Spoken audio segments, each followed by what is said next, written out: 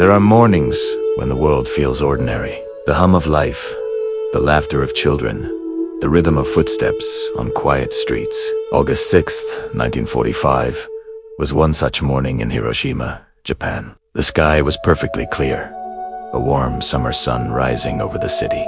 Men were walking to work, women were preparing breakfast, and children were rushing to school.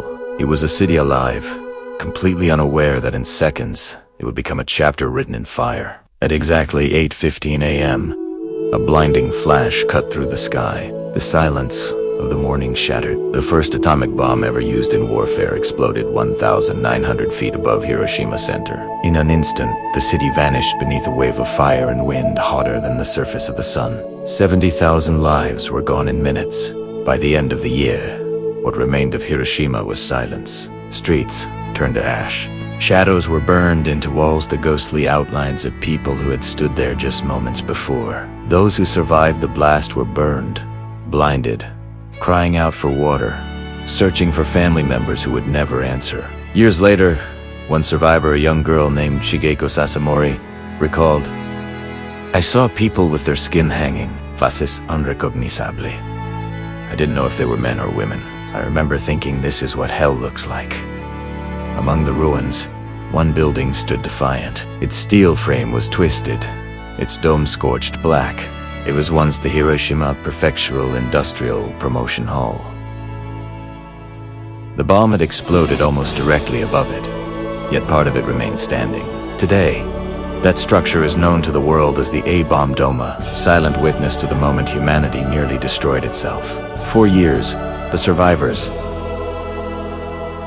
carried both physical scars and unseen memories. Many suffered from illnesses caused by radiation.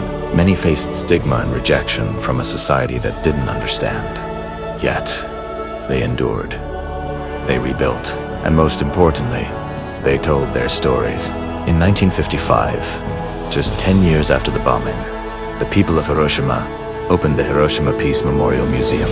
It was not built to accuse. It was built to remember. Inside its walls, every single object speaks. A tricycle, burned and rusted, belonged to a 3-year-old boy named Shinichi. He loved to ride it every morning.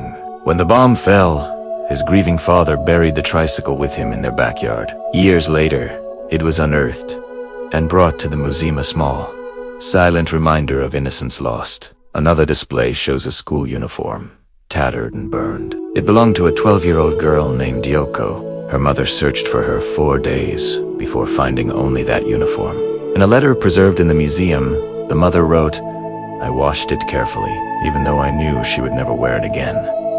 You see melted bottles, roof tiles fused together by the heat, and watches stopped at exactly 8:15.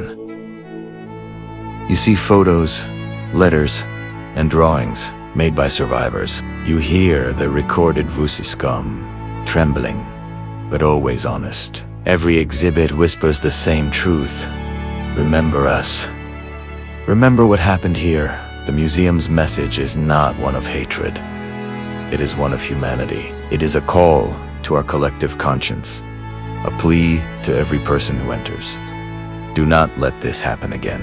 Over time, Hiroshima rose from its ashes. Trees grew where the soil had once been scorched. Schools reopened.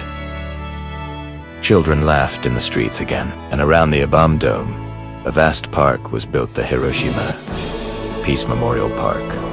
At its heart burns the eternal flame of peace, lit in 1964. It will continue to burn until every single nuclear weapon on Earth is destroyed. Each year, on August 6th, the people of Hiroshima gather in silence. Paper lanterns float down the Motoyasu River, glowing softly as they drift past the dome. Each one carries a prayer, a wish, a memory.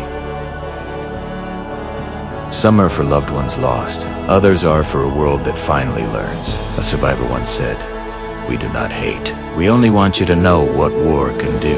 And that is what the Hiroshima Peace Museum stands for, the courage to remember. It holds within it not just relics of tragedy, but the strength of those who chose to rebuild with compassion instead of revenge. When you walk through its quiet halls, you don't just see the past, you feel it. The faint smell of scorched iron, the echoes of voices, the profound silence that follows immense pain. It is as if the walls themselves are speaking, reminding us that peace is fragile and that forgetting is dangerous. Today, the Hiroshima Peace Museum welcomes millions of visitors from around the world. Students, soldiers, scientists, and world leaders all walk those same halls. And many leave with tears, not just for the people of Hiroshima, but for humanity itself. Because what happened here was not only the destruction of a city, it was a warning written in light and fire. A warning that our greatest power can also be our greatest mistake. As you stand before the A-bomb dome, looking up at its broken frame against a quiet sky, it's impossible not to wonder, how could something so silent hold so much pain? And yet, there it stands, not as a ruin, but as a voice whispering across generations. Remember us so it never happens again. And that is the story of Hiroshima. A story of loss, a story of survival, and above all, a story of hope carved in the ashes of one of humanity's darkest days. Because remembering is not enough.